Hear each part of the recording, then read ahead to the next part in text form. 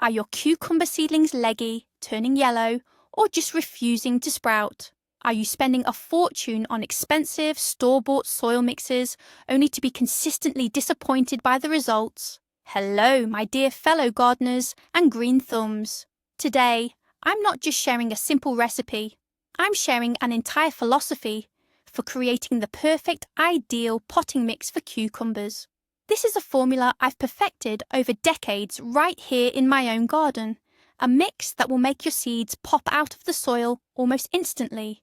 Stick with me until the end of this video and you'll learn how to prepare a high-quality soil mix with minimal cost. This mixture will ensure your cucumbers sprout up thick and strong, giving them a massive, powerful head start for the entire season. And yes, I'm going to reveal that secret ingredient, the one ready-made soil manufacturers keep quiet about, the ingredient that turns ordinary dirt into a life elixir for your seedlings. Before we start mixing components, let's take a second to consider why cucumbers, specifically, need a special kind of soil. It all comes down to their nature. A cucumber is essentially a tropical vine, and its root system reflects that. It's very delicate, shallow, and incredibly demanding when it comes to aeration. If you plant seeds in dense, compacted garden soil, the roots will simply suffocate. They won't be able to push through the clumps and get the oxygen they need. On top of that, cucumbers are heavy feeders. For quick and robust growth, they require abundant yet balanced nutrition right from the very start. Generic store-bought mixes are often either too depleted of nutrients or, conversely, oversaturated with harsh chemical fertilizers that can easily burn those delicate young roots. Our job, therefore, is to create the perfect environment for these seedlings, a light, airy, moderately nutritious, and moisture-retentive medium. Think of it like building a cozy cradle for a baby, a place where they feel warm, comfortable, and always have exactly what they need to eat. So let's begin this crucial stage of our work. The first and most vital ingredient is the foundation, the soil itself. And this is where many new gardeners stumble right out of the gate. Under no circumstances should you take soil from beds where members of the cucurbit family grew last year. That includes cucumbers, zucchini, or summer squash. That ground will have accumulated pests and diseases specific to that plant family, and they will happily descend upon your tender seedlings. The ideal option is turf or sod soil, taken from a long-established meadow where perennial grasses have been growing for years. But if that isn't feasible, standard garden soil is fine, but only from beds that hosted rotation crops such as onions, garlic, cabbage, or green manure. Before using the earth, you absolutely must sift it through a coarse sieve or specialized mesh screen. This step helps eliminate small stones, weed roots, and insect larvae. But most importantly, it aerates the soil, making it light, fluffy, and much easier to work with. Do not skimp on this step. You are laying the essential foundation for the health of your future plants. Remember, having a great base is already half the success in this entire process. The next essential component in our recipe is peat moss. Peat moss is the magic ingredient that gives our potting mix its light, airy structure and excellent water retention. Think of it like a sponge. It can soak up a massive amount of water and then slowly release it back into the soil. Peat works exactly the same way.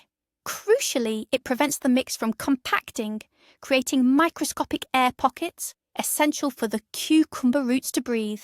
However, you must be very careful when selecting peat. There are two main types sold commercially, sphagnum peat and low-moor peat.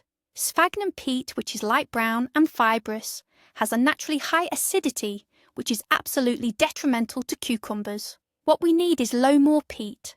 It's dark, nearly black, and its acidity is much closer to neutral. Even better, look for what is labelled as pre-neutralised peat. Manufacturers have already incorporated lime or dolomitic powder to adjust its acidity, or as agronomists call it, its pH level, to the perfect range for healthy plant growth. This type of peat will be the best friend your cucumber seedlings ever had. Now let's talk about nutrition. Your seedlings need a really good meal to grow up strong and healthy, And the absolute best source of organic goodness is either high-quality humus or thoroughly matured compost. What's the difference? Humus, specifically highly aged manure, is completely decomposed animal waste, usually aged for at least 2 or 3 years. It should be dark, loose, and smell exactly like fresh forest earth. Compost, on the other hand, is the result of breaking down plant residue. Both options work perfectly well for our needs, but there's one non-negotiable requirement. They must be completely finished products. If you still see recognizable undecomposed particles in the mix, or if you catch that strong, unpleasant whiff of ammonia, that product is absolutely unusable. Active decomposition processes are still underway in unfinished material, releasing significant heat. This heat can literally scald or cook the tender young roots of your seedlings. High-quality humus or compost is a powerhouse of nutrients, already broken down into a form plants can easily absorb. It doesn't just feed the seedlings, it also dramatically improves the soil structure, making it more vibrant, alive, and fundamentally fertile. Don't hesitate to put in the effort to source or prepare this quality organic matter. Trust me, your cucumbers, or whatever you're growing, will absolutely thank you for it. If you don't have high-quality compost readily available, or if you're concerned about its safety, there's a fantastic modern alternative. Coir, coconut substrate. It usually comes sold as compressed blocks or bricks. You just pour warm water over the block, and right before your eyes, it expands into several litres of light, airy, and most importantly, completely sterile material. Coir has fantastic water retention capacity. It absorbs 7 to 9 times its own weight in water, which it then slowly releases to the roots. This makes it the perfect component for anyone worried about overwatering their seedlings or young plants. Furthermore, its fibrous structure prevents the soil from compacting, ensuring constant air circulation to the roots. On its own, coir is nearly inert and contains almost no nutrients, meaning it cannot entirely replace compost or manure. However, you can use it as a supplement or a partial replacement to give your soil that perfect loose structure. It's a real lifesaver for the urban gardener who lacks easy access to high-quality organic material. Let's move on. Next up is the component responsible for drainage and preventing waterlogging, coarse river sand. I want to issue an immediate warning. Under no circumstances should you use fine construction sand or quarry sand. That type of sand is too fine and loaded with clay particles. When mixed with soil, it acts like cement, turning your nice loose mix into a solid block after the first watering. What we need is truly coarse river sand, with particles ranging from 1 to 3 millimeters in size. Its job is to create structure in the potting mix, preventing compaction. It doesn't absorb water. Instead, it allows excess moisture to drain quickly to the lower layers, thus preventing root rot. Before incorporating the sand into your soil mix, you must thoroughly rinse away all silt and clay under running water until the water runs clear. Following that, you need to sterilize it by baking it in the oven for disinfection.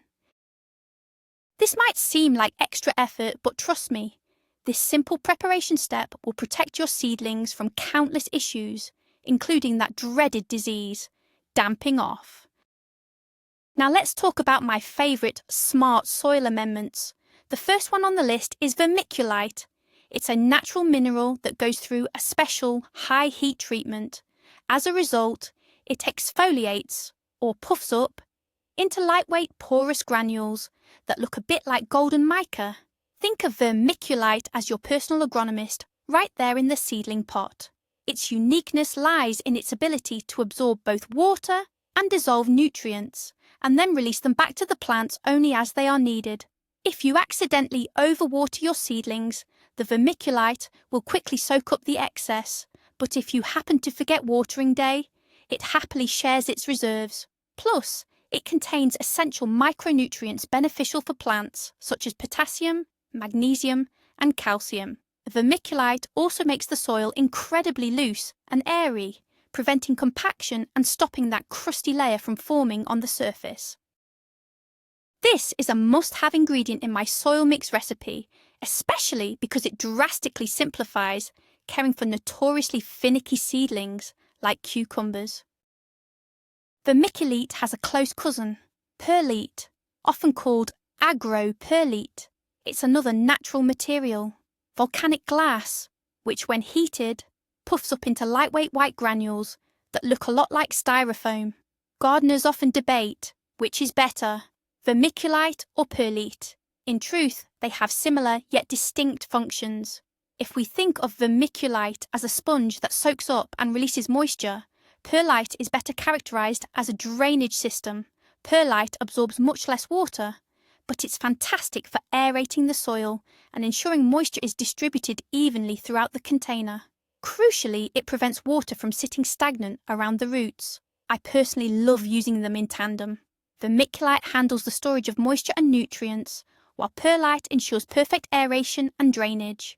Together, they create what I call 5-star conditions for cucumber roots.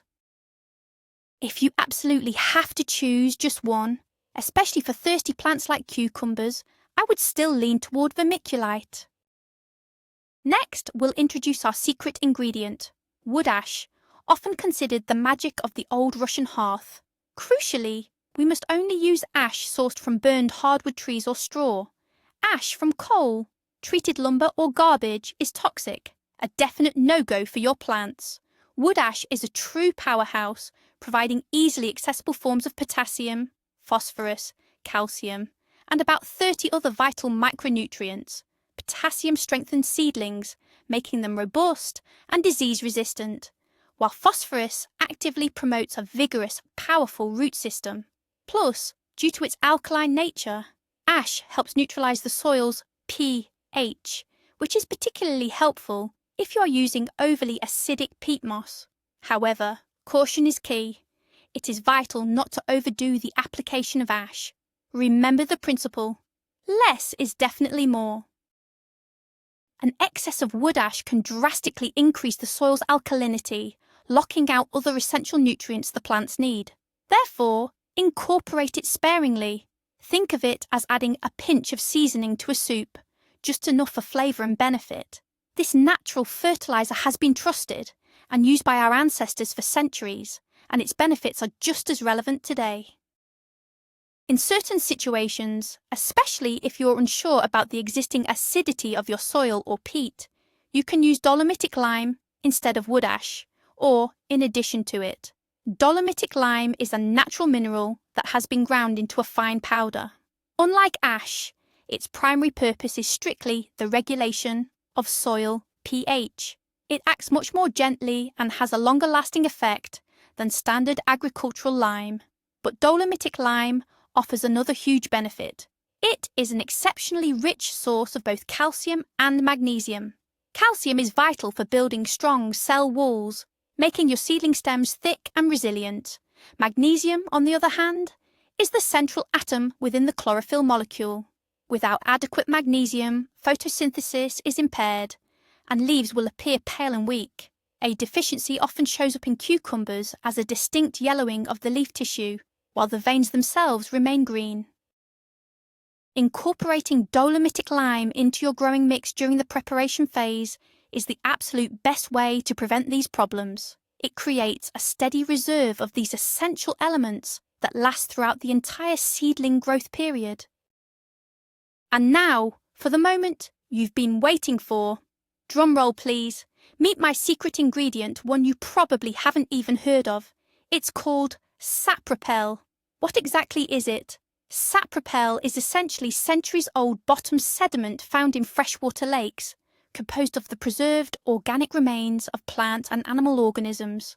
Think of it as nature's highly concentrated, canned organic essence, containing the absolute best nutrients available. Unlike regular humus or compost, sapropel contains far more than just primary nutrients. It offers a full spectrum of micronutrients, essential vitamins, amino acids, and powerful natural humic substances that act as incredibly potent growth stimulants. It functions like an energy booster for your plants, significantly increasing both their immunity and their resilience to stress. Sapropel also dramatically improves soil structure, making it nicely granular, and it has active antimicrobial properties that suppress the development of harmful pathogens. You can usually find it commercially available as a powder or in granular form. You only need to add a small amount, but the positive effects are almost immediate. Your seedlings will grow by leaps and bounds, developing deep green foliage and a robust, powerful root system. Alright, we've got all our components laid out. Now the key thing is getting the ratios absolutely spot on. After years of experimentation, I've finally honed in on what I call the golden formula for the perfect cucumber potting mix. Get ready to write this down or commit it to memory. We'll be measuring everything in parts. A part can be any container you choose, a quart jar, a bucket, or even a large tub. It just depends on how much total mix you need. Here is the recipe. 2 parts high-quality garden soil or loamy topsoil, 1 part neutralised peat moss, 1 part fully matured compost or aged manure, half a part coarse builder's sand or horticultural sand, and half a part vermiculite or a blend of vermiculite and perlite. Now let's add the nutritional boosters. For every 10 litres of this mixture, we'll include 1 cup of wood ash and 2 tablespoons of granular sapropel. If you are unsure about your base soil's acidity, the pH level, you can substitute half of the wood ash for half a cup of dolomitic lime. That's it. This is a perfectly balanced recipe. It provides everything your little cucumbers need for a happy, healthy start. Excellent structure, optimal nutrition, and superb moisture retention. While getting the proportions right is crucial, the mixing process itself is equally vital. We can't just dump all the components together and give them a quick, sloppy stir.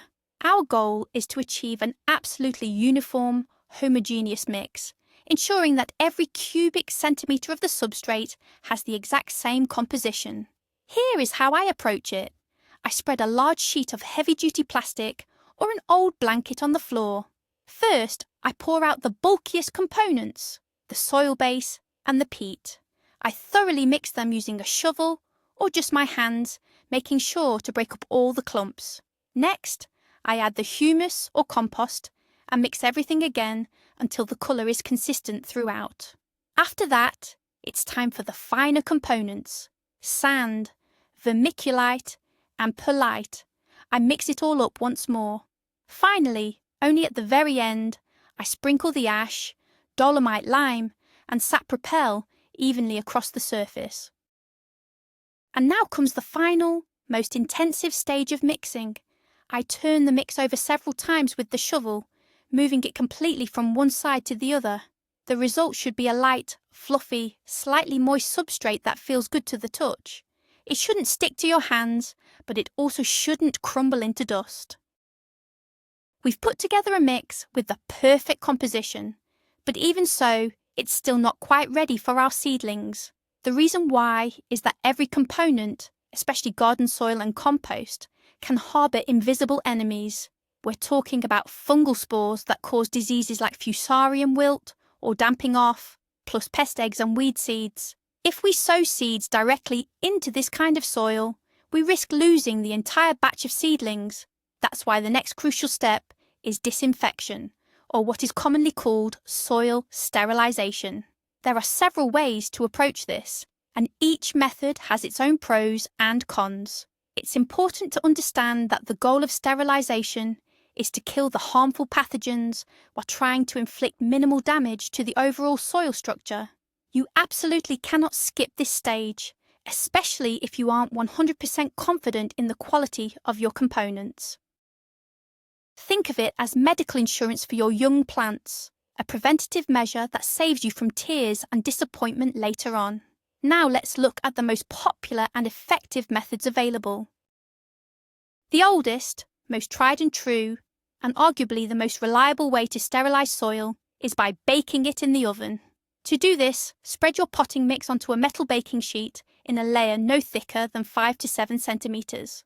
Lightly moisten the soil with a spray bottle and place the tray in an oven preheated to 80 to 90 degrees Celsius. We need to hold the soil at this temperature for about 30 to 40 minutes. We don't need a higher temperature than that, as excessive heat can actually destroy the structure of essential organic matter. This method is guaranteed to kill virtually all pests and pathogens. However, it does come with a couple of significant drawbacks. First, during the procedure, a rather specific and not so pleasant aroma, the smell of damp, heated earth, will spread throughout your home. Second, and more critical from an agronomic point of view, this harsh method doesn't just kill the harmful organisms, it wipes out all the beneficial microflora, leaving you with completely dead, sterile soil. That's why, after the baking process is complete, there is one crucial follow-up step we need to take, which I will explain a bit later. Steaming is a much softer, gentler way to sterilize soil. It's particularly effective because it doesn't damage the soil structure as much, allowing it to retain more beneficial nutrients. Doing this at home is actually quite easy. Grab a large, old pot and pour about 2 or 3 inches, 5 to 7 centimeters, of water into the bottom. Next, place a colander or a sieve over the water. Line it with a piece of cheesecloth or garden fabric. Then, pour your soil directly into the colander. Cover the pot with a lid, place it on the stove, and once the water boils, reduce the heat and let it steam gently for about an hour to an hour and a half. The hot steam, passing through the soil, effectively eliminates most pathogens and pest larvae. You will still notice an odour with this method, but it is much less intense than when baking or roasting soil. This technique does require a bit more time and attention, but the results are absolutely worth the effort. Steamed soil remains more viable and retains better structure. Personally, I almost always use this exact method when preparing small batches of soil for my most precious seedlings. The third method, often called the chemical approach, involves drenching the soil with disinfectant solutions. The simplest and most readily available option is a potassium permanganate solution. You need to prepare a dark pink, almost purplish solution and use it to uniformly saturate your potting mix until it is thoroughly soaked through. Potassium permanganate is a powerful oxidizer and is highly effective against many common fungal and bacterial pathogens. Alternatively, you can use modern biological or chemical fungicides such as Previcur or Phytolavin, always following the package instructions strictly. The main advantage of this method is its simplicity. There's no need for heating or steaming. However, it does have a significant drawback. It fails to eliminate pest eggs and weed seeds. I would recommend this approach mainly when you are relatively confident about the initial cleanliness of your components. For example, if your base mix consists of store-bought peat and cocoa coir rather than soil dug up from the garden. In any case, after chemical treatment, the soil needs to rest for several days to allow any chemical residues to dissipate or off-gas. Heads up! I'm about to reveal the crucial step that 90% of gardeners skip, essentially wiping out all the benefits of sterilising their soil. Once you've baked or steamed your potting mix, it's completely sterile. It contains 0 microorganisms, no beneficial ones, but critically, no harmful ones either. You've essentially created a biological desert. If you leave it that way, nature abhors a vacuum. That soil will very quickly be colonised by random airborne microbes, and chances are they won't be the beneficial kind. Our job is to deliberately populate this desert with the right beneficial microflora, the microbes that are actually going to help your plants thrive. To do this, once the soil has cooled down completely to room temperature, you need to drench it thoroughly with a solution of specialised EM, effective microorganism products. This could be a product like Bical EM1, Cyani, Phytosporin, or any other quality formula containing living cultures of beneficial soil, bacteria, and fungi. These microorganisms establish a healthy ecosystem, actively suppressing the growth of pathogens while helping the roots absorb vital nutrients. This is the crucial final step, that transforms sterile, dead substrate into living, truly fertile soil. Another crucial factor we need to check is the acidity, or pH level, of our finished soil mix. Cucumbers, like most vegetables, thrive in soil that is neutral to slightly acidic, ideally ranging from 6.0 to 6.8. If the soil is too acidic, or conversely, too alkaline, the plant roots simply won't be able to absorb the necessary nutrients, even if they are present. The nutrients will be locked out. So, how do you check the pH level at home? The easiest way is to purchase a set of pH test strips from your local garden centre. You take a handful of your soil, mix it with distilled or rainwater, let the mixture settle, and then dip the indicator strip into the resulting liquid. Afterward, you compare the colour of the strip to the colour chart provided on the packaging. If you followed my instructions correctly, especially if you added wood ash or dolomite lime, the pH should already be within the acceptable range. However, double-checking never hurts. It's like taking a patient's temperature before administering medication. The final step in perfecting our ideal growing medium is the curing process, or maturation. You shouldn't sow seeds right away after mixing the components, sterilising, and inoculating with beneficial microbes. The mix needs time for all the components to truly integrate, allowing the necessary microbiological processes to properly take hold. I usually transfer the prepared, slightly damp mix into heavy-duty plastic bags. I tie them loosely, just enough to allow some air exchange, and then keep them in a warm spot for 1 to 2 weeks.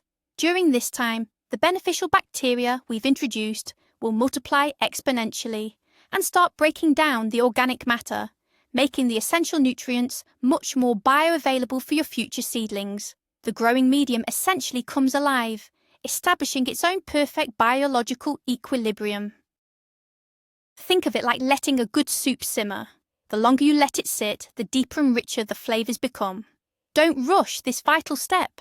Let nature work its magic, and you will provide your seedlings with the most perfect nutrient-rich home they could possibly ask for. And finally, let's quickly review the most typical and ultimately destructive mistakes you absolutely must avoid.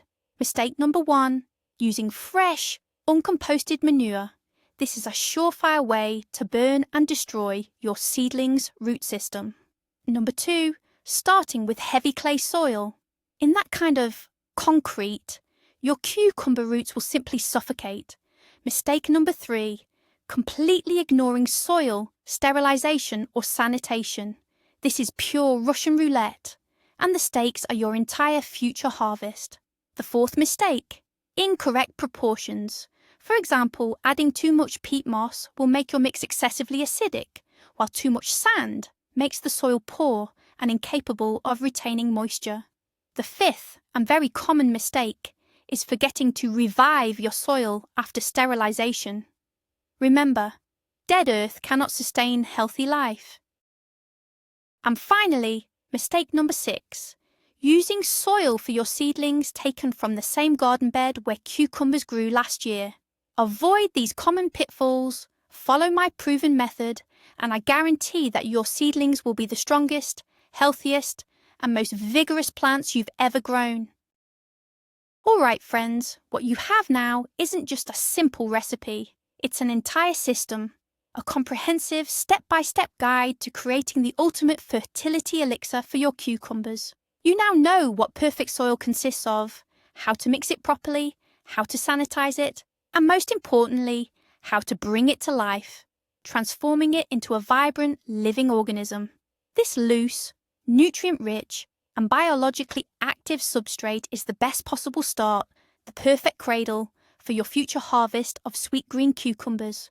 Remember this crucial point. Store-bought soil is always a compromise and a gamble, but soil made by your own hands with care and expertise is your personal guarantee for a powerful start and a future massive harvest of crisp, crunchy cukes. Thank you so much for watching this detailed video all the way through. I truly hope you found it useful. If you did, Please support me by hitting that like button and subscribing to the channel so you don't miss out on any future gardening secrets. And don't forget to ring that notification bell. Now I have a question for you. What soil mix do you use? Share your proven recipes and secret ingredients in the comments below. Let's swap some priceless knowledge and experience. Until next time.